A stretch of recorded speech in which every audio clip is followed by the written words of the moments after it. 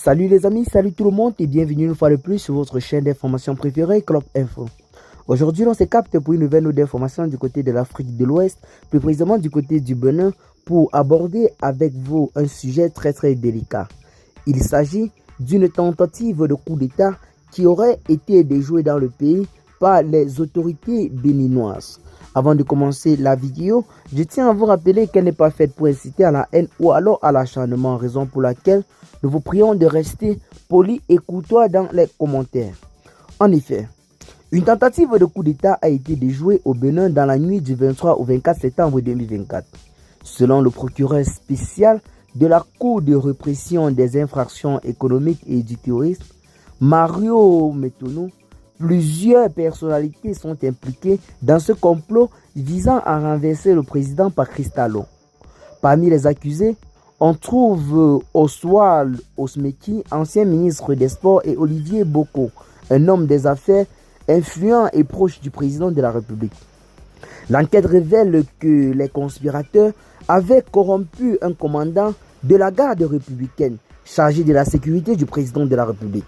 Ce dernier aurait reçu de la part des comploteurs une somme de 1,5 milliard de francs CFA en espèces pour faciliter la mise en œuvre du coup d'État prévu ce 27 septembre 2024.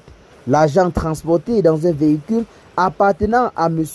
Omeski aurait été remis au commandant dans le but d'acheter sa loyauté. Les forces de sécurité sont intervenues rapidement pour arrêter les suspects au moment de la remise de cet argent. Olivier Boko a également été interpellé peu après.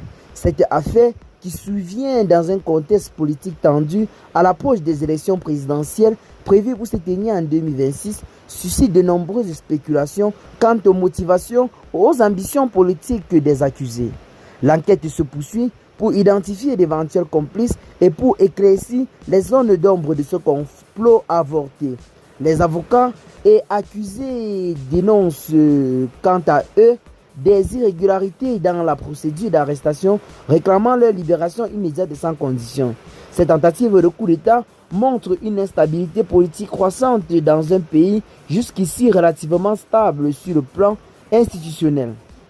Eh bien les amis, pour ceux qui veulent savoir nos sources d'informations, nous avons 3 principales sites sur lesquels nous nous sommes appuyés pour vous donner cette information. Il s'agit bel et bien de APA News, Benuto et Libre Express.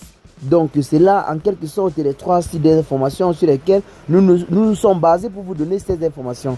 Qu'est-ce que vous en pensez? Partagez massivement la vidéo aux amis si vous la trouvez intéressante. Abonnez-vous à la chaîne si ce n'est pas encore fait. Et à très bientôt pour de nouvelles notes d'informations. Ciao.